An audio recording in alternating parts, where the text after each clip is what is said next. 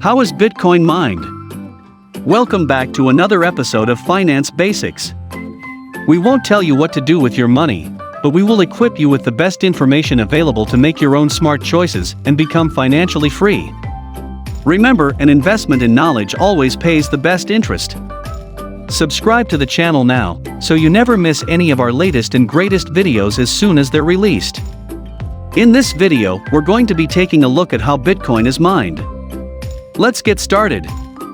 What is Bitcoin mining? Bitcoin mining is the process by which new Bitcoins are entered into circulation. It is also the way that new transactions are confirmed by the network and a critical component of the maintenance and development of the blockchain ledger. Mining is performed using sophisticated hardware that solves an extremely complex computational math problem. The first computer to find the solution to the problem is awarded the next block of Bitcoins, and the process begins again. Cryptocurrency mining is painstaking, costly, and only sporadically rewarding. Nonetheless, mining has a magnetic appeal for many investors interested in cryptocurrency, because of the fact that miners are rewarded for their work with crypto tokens. This may be because entrepreneurial type C mining is pennies from heaven, like California gold prospectors in 1849. And if you are technologically inclined, why not do it? However, before you invest the time and equipment, watch this explainer to see whether mining is really for you.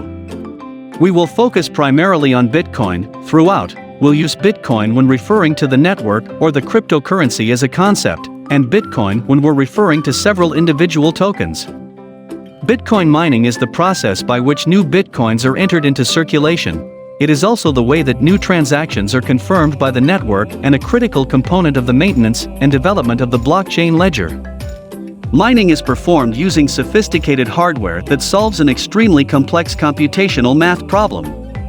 The first computer to find the solution to the problem is awarded the next block of Bitcoins, and the process begins again.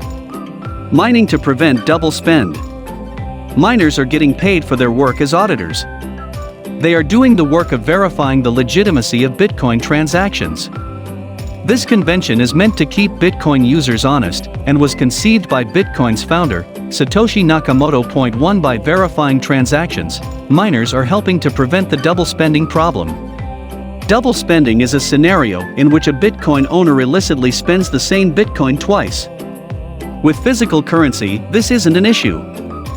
Once you hand someone a $20 bill to buy a bottle of vodka, you no longer have it. So there's no danger you could use that same $20 bill to buy lotto tickets next door. While there is the possibility of counterfeit cash being made, it is not exactly the same as literally spending the same dollar twice. With digital currency, however, as the Investopedia dictionary explains, there is a risk that the holder could make a copy of the digital token and send it to a merchant or another party while retaining the original. Let's say you had one legitimate $20 bill and one counterfeit of that same $20. If you were to try to spend both the real bill and the fake one, someone that took the trouble of looking at both of the bill's serial numbers would see that they were the same number, and thus one of them had to be false. What a Bitcoin miner does is analogous to that: they check transactions to make sure that users have not illegitimately tried to spend the same Bitcoin twice. This isn't a perfect analogy, we'll explain in more detail. So after all that work spent mining, I might still not get any Bitcoin for it? That is correct. To earn Bitcoins, you need to be the first miner to arrive at the right answer, or closest answer, to a numeric problem. This process is also known as proof of work (POW). What do you mean, the right answer to a numeric problem? The good news: no advanced math or computation is really involved. You may have heard that miners are solving difficult mathematical problems. That's true, but not because the math itself is hard. What they're actually doing is trying to be the first miner to come up with a 64-digit hexadecimal number, a hash, that is less than or equal to the target hash. It's basically guesswork. The bad news: it's a matter of guesswork or randomness, but with the total number of possible guesses for each of these problems being on the order of trillions, it's incredibly arduous work. And the number of possible solutions only increases the more miners that join the mining network, known as the mining difficulty. In order to solve a problem first, miners need a lot of computing power. To mine successfully, you need to have a high hash rate, which is measured in terms gigahashes per second, GH/s, and terahashes per second, TH/s. If you want to estimate how much Bitcoin you could mine with your mining rig's hash rate, the site CryptoCompare offers a helpful calculator. Other web resources offer similar tools. Mining in Bitcoin circulation. In addition to lining the pockets of miners and supporting the Bitcoin ecosystem, mining serves another vital purpose. It is the only way to release new cryptocurrency into circulation. In other words, miners are basically minting currency. For example, as of September 2021, there were around 82 million Bitcoins in circulation, out of an ultimate total of 21 million. Aside from the coins minted via the Genesis block, the very first block, which was created by founder Satoshi Nakamoto, every single one of those Bitcoins came into being because of miners. In the absence of miners, Bitcoin as a network would still exist and be usable, but there would never be any additional Bitcoin. However, because the rate of Bitcoin mined is reduced over time, the final Bitcoin won't be circulated until around the year 2140. This does not mean that transactions will cease to be verified.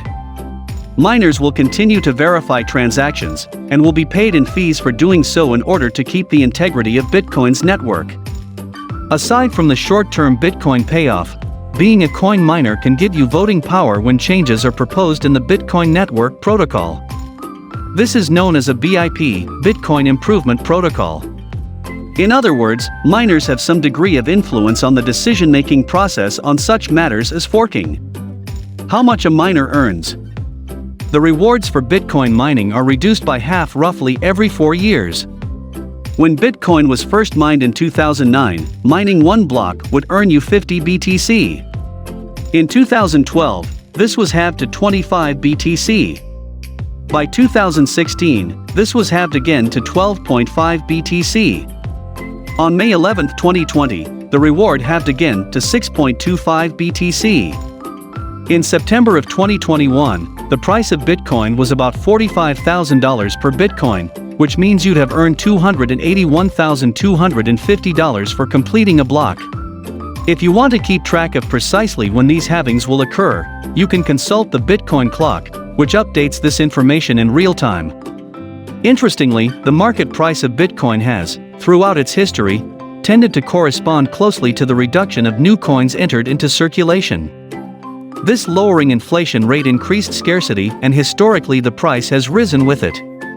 What you need to mine Bitcoins. Although early on in Bitcoin's history individuals may have been able to compete for blocks with a regular at-home personal computer, this is no longer the case. The reason for this is that the difficulty of mining Bitcoin changes over time.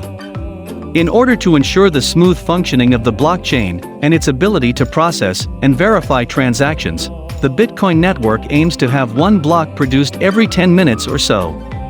However, if there are 1 million mining rigs competing to solve the hash problem, they'll likely reach a solution faster than a scenario in which 10 mining rigs are working on the same problem. For that reason, Bitcoin is designed to evaluate and adjust the difficulty of mining every 2016 blocks, or roughly every 2 weeks. All of this is to say that, in order to mine competitively, miners must now invest in powerful computer equipment like a GPU, graphics processing unit, or, more realistically, an application-specific integrated circuit, ASIC. These can run from $500 to the tens of thousands. Some miners, particularly Ethereum miners, buy individual graphics cards, GPUs, as a low-cost way to cobble together mining operations. And with that, we've reached the end of this video all about how Bitcoin is mined. Would any of you guys like to try your hand at Bitcoin mining? Get involved and let us know in the comments section down below. If you enjoyed this episode and found it helpful and interesting, remember to leave a thumbs up before you leave. Also, subscribe to Finance Basics and click the notification bell so you're always up to date with our latest releases. As always, thanks for stopping by and watching. See you again soon in the next one.